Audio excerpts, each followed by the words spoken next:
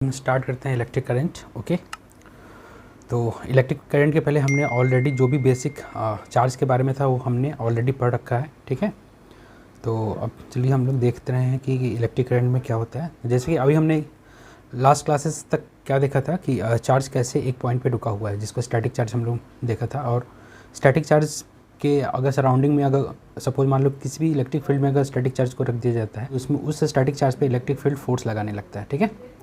तो अब हम लोग देखेंगे करंट जो होता है वो इसी स्टैटिक मतलब इसी चार्ज के मूवमेंट के कारण प्रोड्यूस होता है। ओके, अब जो इसका जो बेसिक डेफिनेशन होता है वो क्या होता है, the rate of flow of charge through any cross sectional area. Okay, तो अगर कोई भी क्रॉस सेक्शनल एरिया है, सिंपली आप समझ सकते हैं कोई भी अगर एरिया है, ठीक है। क्रॉस सेक्शनल एरिया क्या होता है अभी हम लोग देखेंगे किसको बोलते हैं, क्रॉस सेक्शनल एरिया। ओके, क्या है rate of flow of charge through any cross sectional area, वो क्या कहलाता है, करंट कहलाता है। तो अगर इसको हम लोग मैथमेटिकली डिफाइन करें तो ये मेरा होता है I इक्वल टू हो जाएगा, एक मिनट,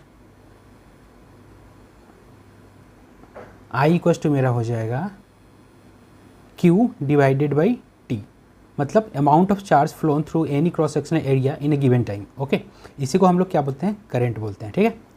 तो अब इसमें जो दो टर्म आया है rate, what is rate and what is cross sectional area, इसको हम लोग देखेंगे, ठीक है। तो रेट क्या होता है, सिंपल भाषा में हम लोग रेट का मतलब समझते हैं क्या, कि एक पर्टिकुलर यूनिट के अबाउट या के रिस्पेक्ट में कोई दूसरा क्वांटिटी कितना दे रहा है। एज फॉर एग्जांपल अगर जनरल टर्म में देखा जाए तो हम लोग जानते हैं कोई भी चीज़ खरीदे जाते हैं, सपोज फिर मैंगो है, बनाना है, तो हम लोग क्या देखते हैं उसमें रेट डिफाइंड होता है। जैसे बोलता है कि पर्टिकुलर 1 रुपीज़ में मैं सपोज मान लो कि 5 बनाना देगा, तो उस बनाने की परचेजिंग रेट क्या है, तो 1 रुपीज़ टू 5, ठीक है। यानी हर एक 1 रुपीज़ में क्या करेगा, 5 बनाना देते जाएगा। यानी अगर हम लोग देखें इसको चेंज के तरीके से तो हर एक 1 रुपये में 5 बनाने का चेंज आएगा हमको, ठीक है। यानी 2 रुपये दोगे तो क्या होगा, 5 5 10 आएगा, 3 रुपये दोगे तो 5 5 5 10, 5 5 5 15 आएगा। ओके, तो इसका रेट का मीनिंग ये होता है। अब इसको हम लोग फिजिक्स में कैसे देखते हैं, तो फिजिक्स में हम इसको देखते हैं रेट ऑफ चेंज, मतलब कोई भी एक क्वांटिटी के रिस्पेक्ट में कोई दूसरा क्वांटिटी कैसे चेंज कर रहा है। अब ये क्वांटिटी क्या होता है ऑलरेडी आपको पता है, क्वांटिटी मैं बात कर रहा हूँ फिजिकल क्वांटिटी के बारे में, ठीक है।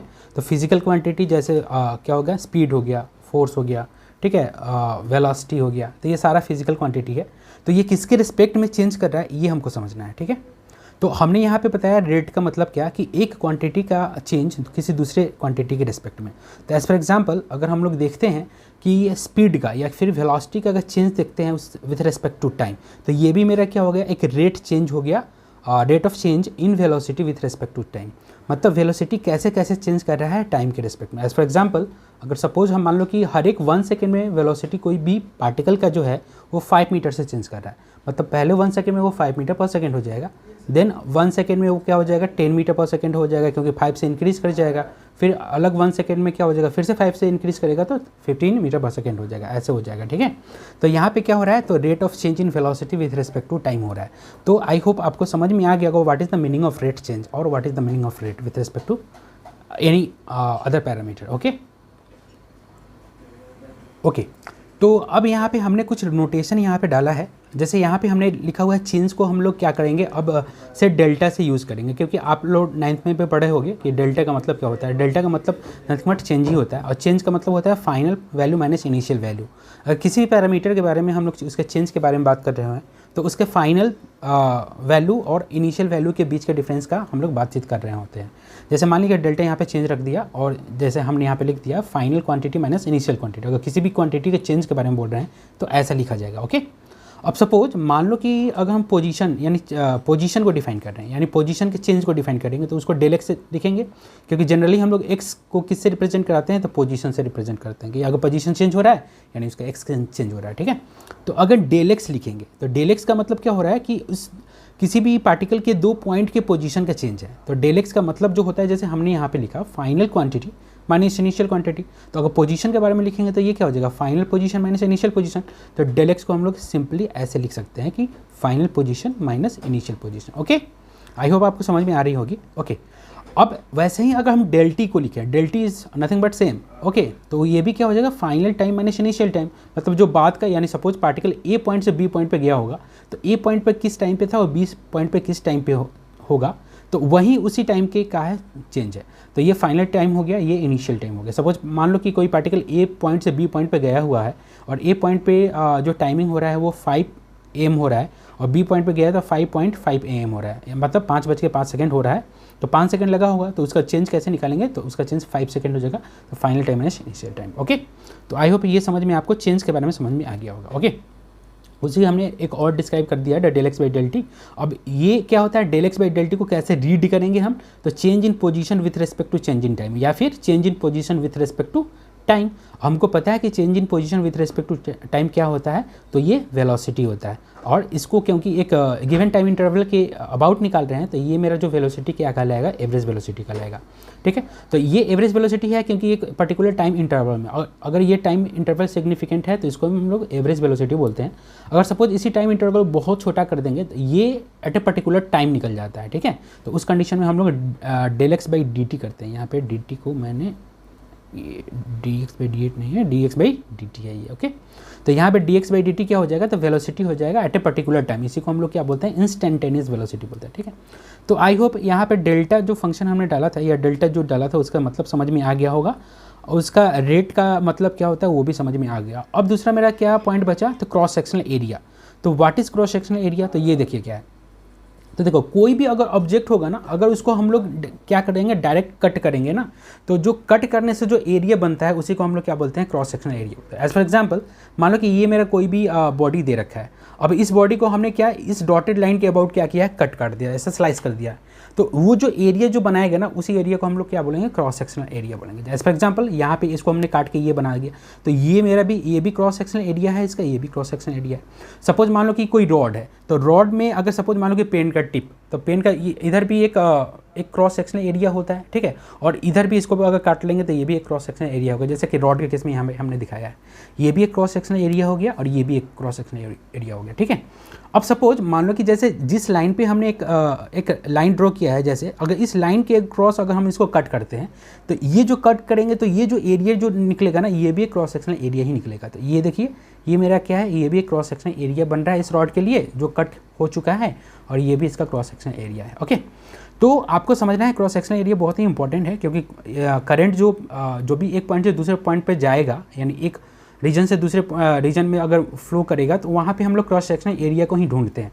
और अगर उस क्रॉस सेक्शनल एरिया के अबाउट अगर चार्ज फ्लो कर रहा होता है, तो हम लोग समझ लेते हैं कि उस पर्टिकुलर कंडक्टर या उस एरिया का पर्टिकुलर कंडक्टर में क्या हो रहा है, तो करंट का प्रोडक्शन हो रहा है, करंट फ्लो कर रहा है, ऐसा हम लोग समझ सकते हैं। तो इसी को हमने बाय डेफिनेशन लिख दिया है कि electric current is nothing but the del q by del t. तो यही रेट ऑफ चेंज ऑलरेडी आप लोग समझ लिए, और इसको हम लोग ऐसे अब यहाँ पे एक अगर यहाँ पे टाइम इंटरवल अगर सिग्निफिकेंट है, तो ये जो करंट ये जो del q by del t निकलेगा, ये एवरेज करंट को दे देगा। तो इसीलिए हमने यहाँ पे लिख लिया this is nothing but the average current. Okay, तो इसको आई एवरेज लिखते हैं और del q by del t से डिनोट करते हैं। हमने देख लिया कि करंट जो होता है वो कितना होता है, तो amount of charge flow divided by time period. Okay, या फिर amount of charge flow through any cross sectional area in a given time. Okay, अब बात समझ में आती है कि ये जो चार्ज है ना, ये चार्ज ऐसा नहीं है कि ये कांस्टेंट जाएगा।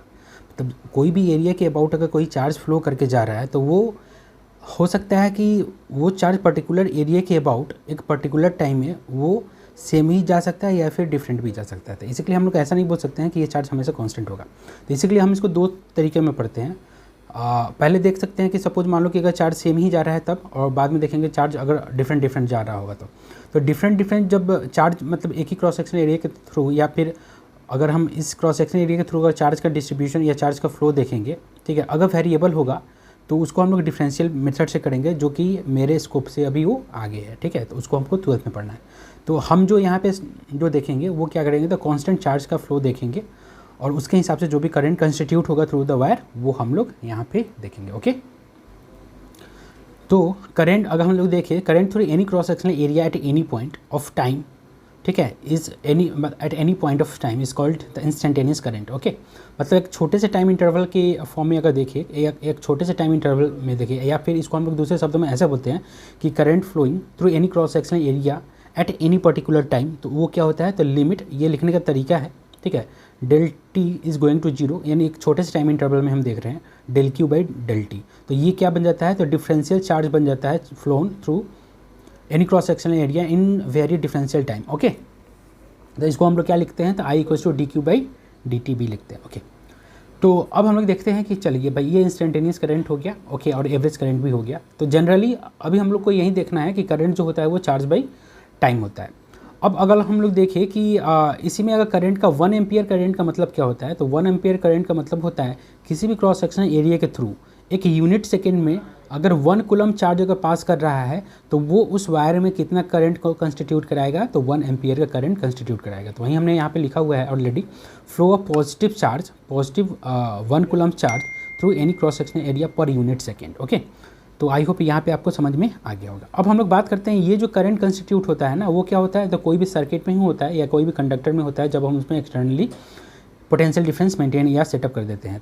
तो नॉर्मली ये जो हम लोग जो बात करेंगे वो कहाँ पे करेंगे, तो एक सिंपल सर्किट या सर्किट सिंपल भी हो सकता है, कम्प्लेक्स भी हो सकता है। तो हम यहाँ पे एक सिंपल सर्किट का पहले बात कर रहे हैं। तो मान लें कि एक कोई भी सिंपल सर्किट है और यहाँ पे जो सिंपल सर्किट है वो डीसी सर्किट है। तो डीसी सर्किट में ये क्या दे रखा है, तो एक सेल या बैटरी यहाँ पे लगा रखा होगा और एक कंडक्टिंग वायर होगा यहाँ पे एक स्विच होगा और यहाँ पे एक डिवाइस होगा, ठीक है, और यहाँ पे एक रजिस्टर होगा, ठीक है। तो सबसे पहले जल्दी जल्दी हम लोग देख लेते हैं कि इसमें जो भी हमने यहाँ पे अटैच किया है उसका काम क्या है। तो सबसे पहले तो कंडक्टिंग वायर, ये पूरा जो वायर है जो कंडक्टिंग पाथ में है, तो इस वायर में क्या होता है कि बहुत सारे क्या होते हैं, फ्री इलेक्ट्रॉन्स होते हैं जो कि पोटेंशियल डिफरेंस के कारण जब उस वायर में इलेक्ट्रिक फील्ड जब सेटअप हो जाता है तो वो चार्ज को क्या कराते हैं, मूव कराते हैं, ठीक है।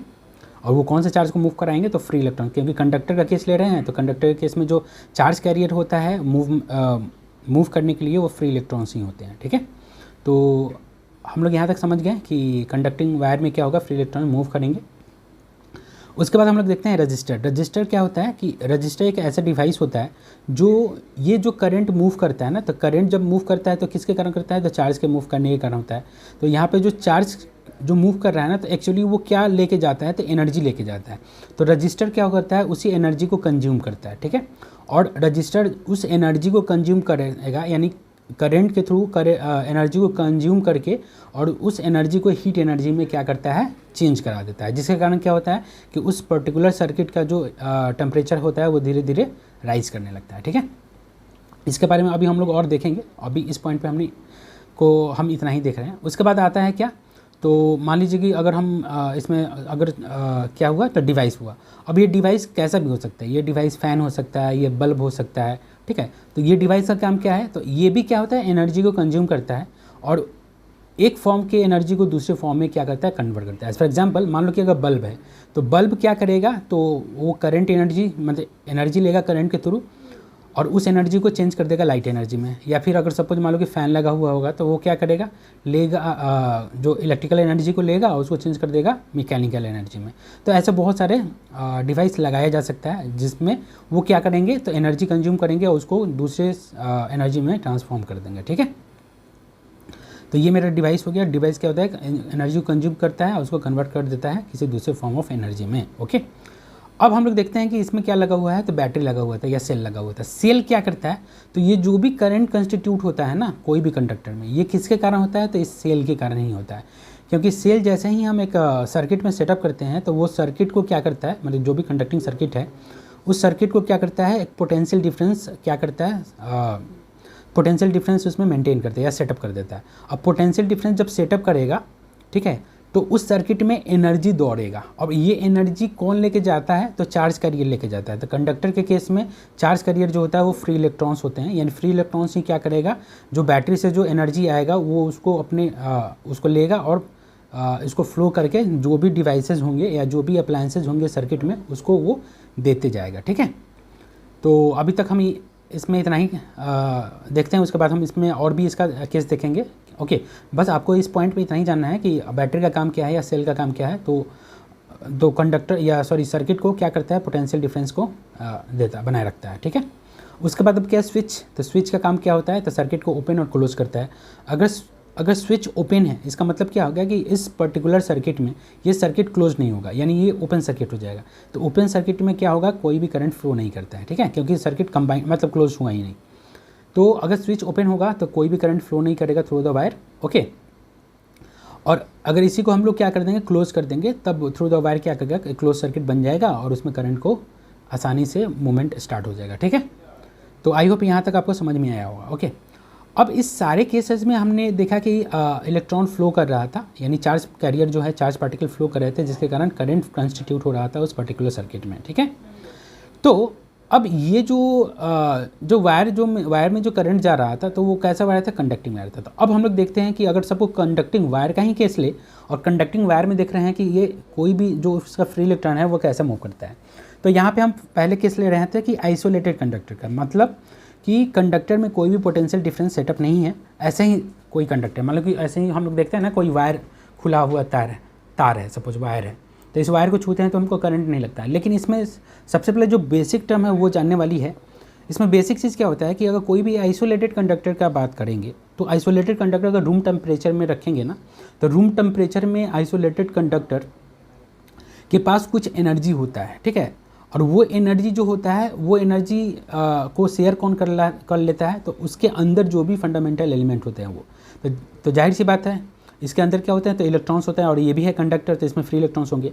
तो फ्री इलेक्ट्रॉन्स के पास जो एनर्जी, मतलब कंडक्टर के पास जो एनर्जी होता है एट द रूम टेम्परेचर, वो एनर्जी किसको एसोसिएट कराता है? तो उसी फ्री इलेक्ट्रॉन को एसोसिएट करता है, जिसके कारण क्या होगा? वो फ्री इलेक्ट्रॉन क्या होते हैं? मूव करते रहते हैं। अब ये जो मूवमेंट जो होता है ना फ्री इलेक्ट्रॉन का, वो बहुत ही रैंडम डायरेक्शन में होता है, और ये बहुत ही हाई स्पीड के साथ होता है। लगभग 10 to the power 4 to 10 to the power 5 के ऑर्डर का होता है, यानी मीटर पर सेकेंड में, यानी 10,000 से लेकर 1 लाख भी हम लोग समझ सकते हैं। तो इस कंडीशन में अब ये जो फ्री इलेक्ट्रॉन्स कोई भी अगर कंडक्टर में हम लोग देख रहे हैं, तो ये वैसे ही बिहेव करते हैं जैसे कि कोई भी क्लोज कंटेनर में गैसियस मॉलिक्यूल है। ठीक है, तो गैसियस मॉलिक्यूल भी क्या होते हैं? तो वो रैंडमली क्या होते हैं? मोशन करते रहते हैं।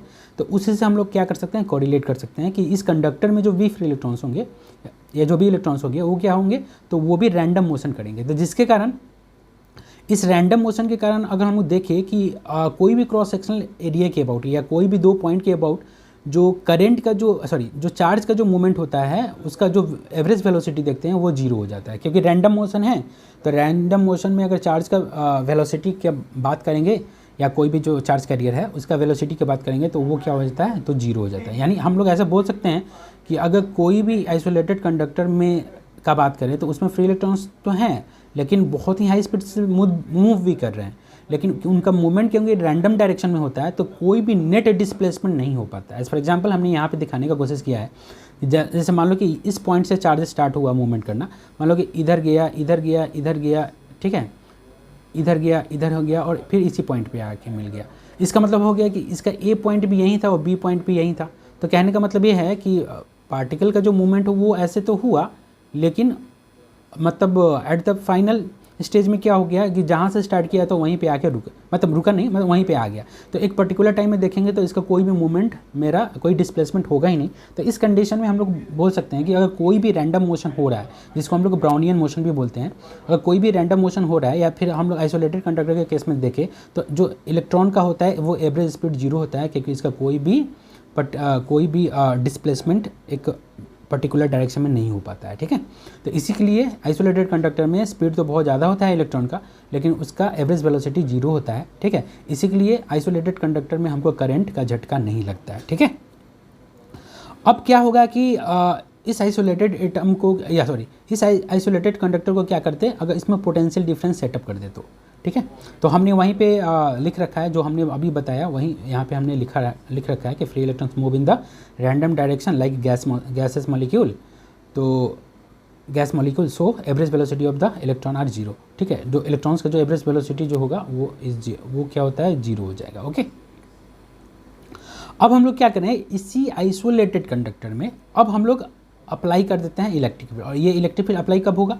जब हम इसमें बैटरी जोड़ेंगे ना, तो बैटरी क्या करेगा, एक एंड को पॉजिटिव कर देगा और दूसरे एंड को नेगेटिव करेगा। फॉर एग्जांपल मान लो कि अगर हम लोग एक छोटा सा कंडक्टर यहाँ पे लेते हैं, यहाँ पे छोटा सा कंडक्टर है, और इस छोटे से कंडक्टर को अगर बैटरी से कनेक्ट कर देते हैं यहाँ पे, ठीक है, तो ये वाला एंड क्या होगा? पॉजिटिव होगा, ये वाला एंड क्या होगा? नेगेटिव होगा। तो जैसे ही पॉजिटिव टू नेगेटिव हो गया, तो ये पॉजिटिव चार्ज की तरफ ट्रीट होगा, ये नेगेटिव चार्ज की तरफ ट्रीट होगा। हमको पता है कि पॉजिटिव चार्ज से इलेक्ट्रिक फील्ड लाइन्स निकलता है और नेगेटिव चार्ज की तरफ बढ़ेगा। तो इसका मतलब अगर हम लोग देखें तो इस कंडीशन में जो होगा वो कंडक्टर के अंदर क्या हो जाएगा? कंडक्टर के अंदर एक इलेक्ट्रिक फील्ड सेटअप हो जाएगा अंदर, तब जैसे ही इलेक्ट्रिक फील्ड कंडक्टर के अंदर सेटअप हुआ तो उसमें जो फ्री इलेक्ट्रॉन पहले से जो मूव कर रहे थे रैंडम डायरेक्शन में, उसको क्या करेगा, तो उसको इलेक्ट्रिक फील्ड के डायरेक्शन में उसको क्या करेगा, मोड़ने के मतलब उसको बेंड करना चाहेगा, ठीक है। तो यहाँ पे हमने वही दिखा रखा है कि सपोज मान लो कि अगर कोई भी इलेक्ट्रॉन इनसाइड द कंडक्टर अगर रैंडम मोशन ऐसा हो रहा है, सपोज मान लो कोई इलेक्ट्रॉन ऐसे जा रहा है, कोई इलेक्ट्रॉन ऐसे जा रहा है, कोई इलेक्ट्रॉन ऐसे जा रहा है, तो ये सारे इलेक्ट्रॉन पे क्या होगा कि एक इलेक्ट्रिक फील्ड जनरेट हो जाएगा, और उस इलेक्ट्रिक फील्ड के कारण क्या होगा, ये सारा इलेक्ट्रॉन जो होगा एक फोर्स एक्सपीरियंस करेगा। जैसे कि इलेक्ट्रिक फील्ड का डायरेक्शन इधर है इनसाइड द कंडक्टर, तो ये जो फोर्स होगा वो इधर लगेगा, और कितना फोर्स होगा, तो क्यू ई, या फिर इसको ऐसे लिखते हैं ई हो जाएगा इलेक्ट्रॉन पर जो लगने वाला फोर्स है। अब यहाँ पे इलेक्ट्रॉन पर जो फोर्स लगा रहा है ना, हम अपोजिट डायरेक्शन में लगा रहे हैं, ठीक है, अपोजिट डायरेक्शन में फोर्स लगा है। क्यों लगा रहे हैं, क्योंकि हमको पता है कि जब भी इलेक्ट्रिक फील्ड सेटअप होता है तो इलेक्ट्रिक फील्ड में जब इलेक्ट्रॉन पे फोर्स लगता है तो इलेक्ट्रिक फील्ड के डायरेक्शन के अपोजिट डायरेक्शन में लगता है, ठीक है।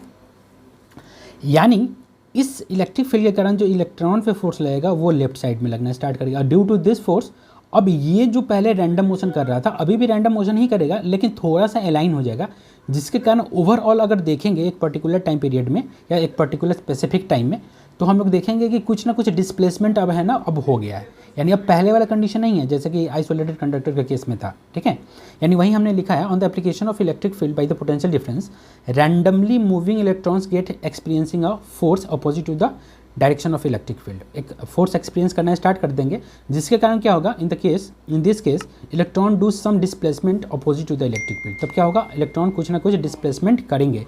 अब क्योंकि इलेक्ट्रॉन जैसे ही डिस्प्लेसमेंट करेंगे तो हम लोग क्या करेंगे, डिस्प्लेसमेंट निकल गया एक पर्टिकुलर टाइम में, तो वेलोसिटी एवरेज वेलोसिटी भी निकल जाएगा। यानी उस दो पर्टिकुलर पॉइंट के बीच में अगर डिस्प्लेसमेंट हो रहा है तो इलेक्ट्रॉन उसके रिगार्डिंग क्या कर रहा है, कुछ ना कुछ वेलोसिटी भी कर रहा है। तो इसका मतलब ये हो गया कि अगर कुछ डिस्प्लेसमेंट जनरेट हो गया ड्यू टू इलेक्ट्रिक फील्ड, इसका मतलब हम लोग बोल सकते हैं कि वो इलेक्ट्रॉन का एवरेज वेलोसिटी भी निकल गया उस दो पॉइंट के बीच या उस गिवन टाइम इंटरवल में।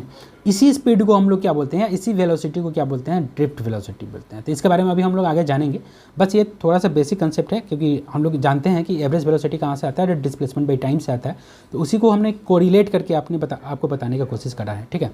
तो आई होप ये आपको समझ में आया होगा। उसके बाद मैं आगे चलता हूँ, ठीक है। ओके अब हम लोग देखते हैं, तो यहाँ पे एवरेज स्पीड तो हमको या एवरेज वेलोसिटी हमको समझ में आ रहा है, ये किसके कारण, तो इलेक्ट्रिक फील्ड के कारण, क्योंकि थोड़ा सा डिस्प्लेसमेंट मेरा हो गया। अगर इसको हम लोग जिगजैग मोशन में अगर करना चाहेंगे तो यहाँ पे आप देख सकते हो कि अब इलेक्ट्रिक फील्ड सेटअप होने के कारण यही इलेक्ट्रॉन जो था ना, अब सपोज मान लो कि ये इसका ए पॉइंट है, तो ये पहले सपोज अभी भी रैंडम मोशन करेगा ही, तो ये ऐसा जाएगा, ऐसा जाएगा, ऐसा जाएगा, ऐसा जाएगा, ऐसा जाएगा। अब क्या हो गया, अभी भी रैंडम मोशन ही कर रहा है, लेकिन अब ये जो हो गया वो एक पर्टिकुलर टाइम इंटरवल में ए टू बी में आ गया। तो ए टू बी में क्या हुआ, डिस्प्लेसमेंट हुआ। तो ए टू बी में आने में इसका क्या हो जाएगा, तो डिस्प्लेसमेंट बाई टाइम यानी एवरेज स्पीड। तो यही एवरेज स्पीड इसका ड्रिफ्ट वेलोसिटी कहलाता है। तो यहाँ पे आप डायरेक्शन भी दे सकते हो, ठीक है। ये कोई भी रैंडम डायरेक्शन है, ऐसा नहीं है कि हम कोई आप खुद से भी बना सकते हो। बस आपको ये ध्यान देना है कि अगर इलेक्ट्रिक फील्ड सेटअप है तो कुछ ना कुछ डिस्प्लेसमेंट आपको करा देना है, ओके। ओके तो अब हम लोग देखते हैं कि ये जो होता है वो, और इसका इंसाइट्स देखते हैं। तो अब अगर हम लोग कंडक्टर का केस देखें तो कोई भी कंडक्टर में बहुत सारे एटम्स होते हैं, ठीक है, बहुत सारे एटम्स होते हैं, और एटम्स में क्या होता है, इलेक्ट्रॉन और अपना उसका न्यूक्लियस होता है, ओके। तो इसमें क्या होगा कि अगर कोई भी कंडक्टर का केस देखें तो कंडक्टर में जो पोजीशन जो ऑफ एटम्स जो होते हैं ना, वो क्या होते हैं, फिक्स होते हैं, ठीक है। तो एटम का अपना पर्टिकुलर फिक्स पोजीशन होता है। तो यहाँ पे हमने वही लिखा है कि एटम्स या आयंस का जो पोजीशन होता है वो कोई भी कंडक्टर में क्या होता है, फिक्स होता है। या फिर कोई भी लैटिस कंडक्टर का अगर लैटिस स्ट्रक्चर देखेंगे या सॉलिड कंडक्टिंग बॉडी का, तो उस लैटिस स्ट्रक्चर में क्या होता है कि हर एक एटम का अपना अपना जगह फिक्स होता है। अब अपना अपना जगह फिक्स होगा और उसके अबाउट क्या होगा, फ्री इलेक्ट्रॉन्स क्या होते हैं, घूमते रहते हैं। अब बहुत सारा, अब जैसे यहाँ पे हमने दिखाने की कोशिश किया, मान लो कि ये जो हमने सर्कल बनाया हुआ है ना, ये है कोई भी एटम या आयन का अपना एक पोजीशन है, ठीक है। कोई भी कंडक्टर हो गया और यहाँ पे एटम का पोजीशन है, लेकिन इलेक्ट्रॉन जो होगा वो किसी भी डायरेक्शन में घूमते रहेगा। अब जब इलेक्ट्रॉन डायरेक्शन में घूमने लगेगा, इसमें इलेक्ट्रिक फील्ड सेटअप भी कर दिए, तब क्या होगा कि ये इलेक्ट्रॉन मूव करेगा और टक्कर खाते रहेगा। तो जब टक्कर खाते रहेगा तो क्या होगा, टक्कर खाते हुए एक पॉइंट से दूसरे पॉइंट पर जाएगा। तो टक्कर खाते हुए और होगा, तो टक्कर खाने से क्या होगा, इसमें अपोजिंग फोर्स भी लगेगा। तो ड्यू टू अपोजिंग फोर्स कुछ टाइम ऐसा आता है कि ये जो इलेक्ट्रॉन का जो स्पीड होता है ना, वो हम लोग ऐसा मानते हैं कि कांस्टेंट टाइप का हो जाता है। या फिर हम ऐसा बोल सकते हैं कि अभी जो डिस्प्लेसमेंट हुआ यहाँ पे, तो ये जो डिस्प्लेसमेंट हुआ था ये रैंडम मोशन के ही कारण हुआ on the application of electric field. तो जैसे ही इलेक्ट्रिक फील्ड अगर सप्लाई है तो इलेक्ट्रॉन अब मूव करेगा इनसाइड द कंडक्टर, तो वो ऐसा थोड़ी ना होगा कि वो स्मूथली एक पॉइंट से दूसरे पॉइंट पे चला जाएगा। ये अपने एटम से या अपने आप या अपने टाइप के इलेक्ट्रॉन से टकराते रहे और एक पॉइंट से दूसरे पॉइंट में जाने में जो डिस्प्लेसमेंट किया तो उसमें बहुत सारा चीज़ हो रहा है। एक पॉइंट से दूसरे पॉइंट पे जाने में बहुत सारा कॉलिजन भी हुआ है, ठीक है। तो हमने जो यहाँ पे वेलोसिटी निकालना है, ये जो एवरेज वेलोसिटी निकाला है जिसको हमने ड्रिफ्ट वेलोसिटी जो हम बता रहे हैं, तो ये सारा प्रोसेस यही करके आया हुआ है। तो हम ऐसा बोल सकते हैं कि हर एक इंटरवल का अगर हम लोग बात करें तो अगर A to B, B to C, C to D, अगर एज फॉर एग्जांपल मान लो कि अगर यहाँ से लेके यहाँ तक हम बात कर रहे हैं, ठीक है, तो अगर A to B, B to C, C to D, यानी अगर हम लोग ऐसे माने कि पॉइंट बाई पॉइंट में बात करें कि A to B, C to D, यानी इलेक्ट्रॉन अगर जाएगा तो इसी ड्रिफ्ट वेलोसिटी से जाएगा इस टाइम इंटरवल में बहुत सारा कॉलिजन करके, तो A से B में जाएगा। तो हम लोग ऐसे एज्यूम कर सकते हैं कि A से B में जाने में जो इलेक्ट्रॉन का स्पीड है वो VD है। VD मतलब ड्रिफ्ट स्पीड, जो अभी हमने यहाँ पे B एवरेज लिखा है, ठीक है, यही वाला है। वैसे ही B to C जाएगा, वैसे ही C to G, तो यानी VD स्पीड से ये क्या कर रहा है, आगे बढ़ रहा है। लेकिन एक्चुअली ये ऐसा प्रोसेस नहीं है, ये हमने इसको एज्यूम कर लिया है। यहाँ से A से B जाने में इसको बहुत सारे कॉलिजन का सामना करना पड़ा होगा, B से C जाने में बहुत सारे कॉलिजन का सामना करना पड़ा होगा, लेकिन हम ऐसा एज्यूम कर रहे हैं कि पर्टिकुलर डिस्प्लेसमेंट क्योंकि ऐसा ही हो रहा है, ठीक है, तो DL डिस्प्लेसमेंट होते जाएगा। तो इस छोटे से इंटरवल ऑफ डिस्प्लेसमेंट के लिए हम ऐसा एज्यूम कर सकते हैं कि ये VD जो है वो हर एक सेक्शन के लिए कांस्टेंट है।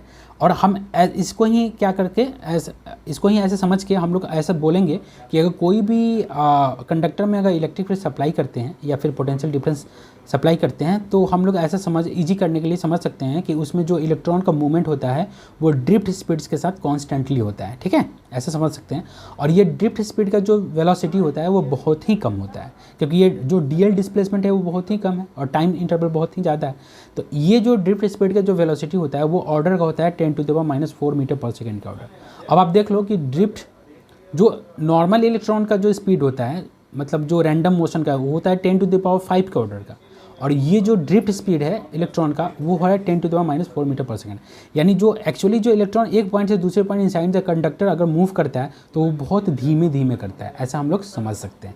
तो आई होप यहाँ तक आपको क्लियर होगा। ओके, अगर क्लियर नहीं हो पा रहा है तो थोड़ा सा बैक जाके इसको फिर से सुनिए, आपको क्लियर हो जाएगा। ओके, तो ड्रिफ्ट वेलोसिटी हमने वहीं यहाँ पे डिफाइन करके लिख दिया है कि it is the velocity achieved by electron after continuous collision with atom और ions in the presence of electric field. Electric field के प्रेजेंस में जब सक्सेसिव कॉलिजन करके एक पॉइंट से दूसरे पॉइंट पे जब पार्टिकल जो चार्ज पार्टिकल जब जाता है तो वो जिस स्पीड से जाता है उसी को हम लोग क्या कहते हैं, ड्रिफ्ट स्पीड बोलते हैं, या वो ड्रिफ्ट स्पीड को अचीव करके ही जाता है, ठीक है। एक छोटा सा और हमने डायग्राम बना के रखा हुआ है। सपोज मान लो कि ये क्या है, तो ये एटम से आयन का स्ट्रक्चर है जो कि फिक्स है। तो यहाँ से सपोज मान लो कि इलेक्ट्रॉन निकला, यहाँ से गया तो इस एटम से टकराया, फिर इधर से टकराया, इधर से टकराया, इधर से टकराया, इधर से टकराया, इधर टकराया। तो मान लो कि ये इसका पोजीशन A था और ये इसका पोजीशन क्या हो गया, B हो गया।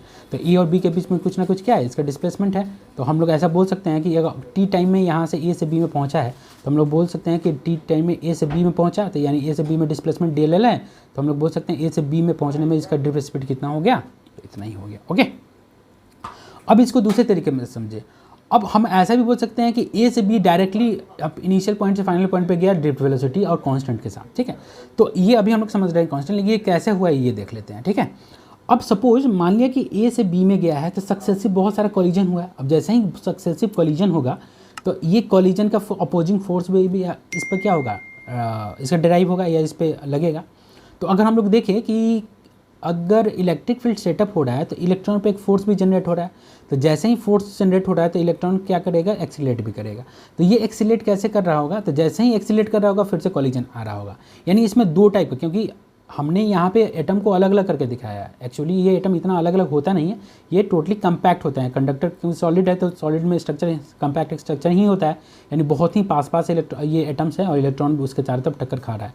तो इसको हम ओवरऑल ऐसे बोल सकते हैं कि अगर इसका इस इलेक्ट्रॉन का in the given electric field अगर एक्सेलरेशन निकालने का कोशिश करे तो इसमें दो फोर्स लग रहा है। एक फोर्स लग रहा है इलेक्ट्रोस्टैटिक के कारण और एक तो फोर्स लग रहा है जो कॉलिजन के कारण है। इसको हम लोग रेजिस्टिव फोर्स या अपोजिट फोर्स बोलते हैं।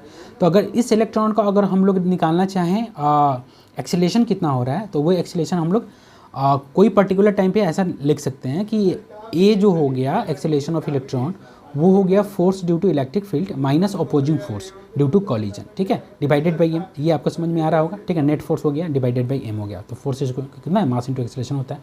तो ई माइनस एफ अपोजिट जो हो गया वो आपका नेट फोर्स हो गया, ओके।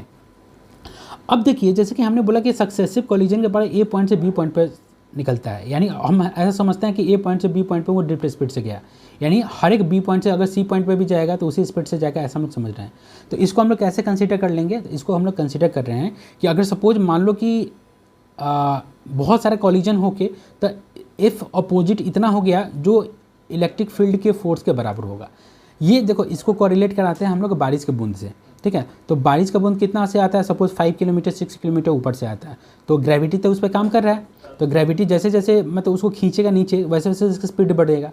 अगर सपोज मान लो कि अगर एयर रेजिस्टेंस नहीं रहता तो वो कितने स्पीड से किसी के सर पे गिरता आप लोग समझ सकते हैं। तो इसीलिए जो रेजिस्टिव फोर्स वहाँ पे है वो एयर काम करता है, तो वैसे ही यहाँ पे रेजिस्टिव फोर्स है वो कोलिजन काम कर रहा है। तो एक पर्टिकुलर टाइम पे आके क्या होगा कि ये एक्सेलेरेशन जो होगा ना वो जीरो हो जाएगा। क्यों? क्योंकि धीरे धीरे कोलिजन होगा तो अपोजिंग फोर्स भी क्या होगा, इंक्रीज करेगा। अब अपोजिंग फोर्स इंक्रीज करते जब इलेक्ट्रिक फोर्स के बराबर हो जाएगा तब क्या हो जाएगा, एक्सेलेरेशन जीरो हो जाएगा। तो उस कंडीशन में हमने यही बताया है कि अगर मान लीजिए किसी टाइम पॉइंट ऑफ टाइम में एक्सेलेरेशन जीरो हो जाता है तो वो किसका कंडीशन निकल के आएगा, तो जब उस समय अपोजिंग फोर्स जो के भी होता है, जनरली कोई भी opposing force directly proportional to velocity ही होता है। तो जैसे जैसे वेलोसिटी जैसे जैसे उसका स्पीड बढ़ेगा अपोजिंग फोर्स भी बढ़ेगा। तो इसलिए हमने अपोजिंग फोर्स को डायरेक्ट के भी लिख दिया है, ठीक है। वैसे अब अगर एफ जब लिखोगे ना अपोजिंग, वो डायरेक्टली प्रोपोर्शनल टू वेलोसिटी ही होता है, ठीक है। एक्चुअली डायरेक्शन इसमें क्या होगा, अपोजिट में वेलोसिटी के अपोजिट डायरेक्शन में होता है, ठीक है। तो ये हम ऐसा लिख सकते हैं, तो नेगेटिव भी लिख सकते हैं, ठीक है। तो इसको हम डायरेक्ट हम यहाँ पे उठा के डाल दिया, ठीक। अब इस कंडीशन में एक्सेलेरेशन अगर जीरो होगा तो के बी इक्वल्स टू ई हो गया, इसको जीरो करते हैं तो ये एम तो जीरो होगा नहीं तो उससे कैंसिल हो जाए, मतलब मल्टीप्लिकेशन में खत्म हो जाएगा। तो ई माइनस के बी इक्वल्स टू जीरो हो जाएगा। यहाँ पे जो ये जो वी है ना वो एक्चुअल नथिंग बट यही है जो अभी हमने ड्रिफ्ट वेलोसिटी का बात किया है, यानी एक्सेलेरेशन जीरो पे v equals to e by k into e हो जाएगा। अब ये ई बाई के जो होता है कि क्योंकि यहाँ पे क्या है, कांस्टेंट है, प्रोपोर्शनलिटी कांस्टेंट, ठीक है। तो ई बाई के भी कांस्टेंट हो गया, कि इलेक्ट्रॉन का ये चार्ज हो गया, ये के कांस्टेंट है। तो ई भी यही ई बाई ई के को क्या बोलते हैं, मोबिलिटी बोलते हैं, म्यू बोलते हैं। और म्यू को क्या बोलते हैं, mobility of the electron in the conductor, ठीक है। यानी किसी भी पर्टिकुलर कंडक्टर में उसका फ्री इलेक्ट्रॉन कितना मोबाइल है ये बताता है मोबिलिटी उसका, ठीक है। तो ये कितना हो गया, तो वी डी इक्वल्स टू हो गया तो म्यू इंटू ई, और म्यू को हम लोग क्या बोलते हैं, मोबिलिटी। तो मोबिलिटी इक्वल्स टू क्या होगा, तो वी डी बाई ई हो, ऐसा भी हम लोग समझ सकते हैं। तो यहाँ से हमको क्या निकल गया, तो वी डी यानी ड्रिफ्ट स्पीड का वैल्यू निकल गया कि अगर पर्टिकुलर इलेक्ट्रिक फील्ड सेटअप होगा तो उस कंडीशन में अगर इलेक्ट्रॉन ड्रिफ्ट स्पीड को अचीव करेगा तो उसका वैल्यू कितना आएगा। तो ड्रिफ्ट स्पीड जो या ड्रिफ्ट वेलोसिटी अगर हम बोले तो उसका वैल्यू कितना आएगा, तो mu into electrostatic field, okay. तो आई होप यहाँ तक आपको क्लियर हुआ होगा। उसके बाद हम लोग इसका आगे पोर्शन देखेंगे नेक्स्ट क्लास में, तब तक के लिए हम लोग मिलते हैं नेक्स्ट क्लास में, ओके, थैंक यू।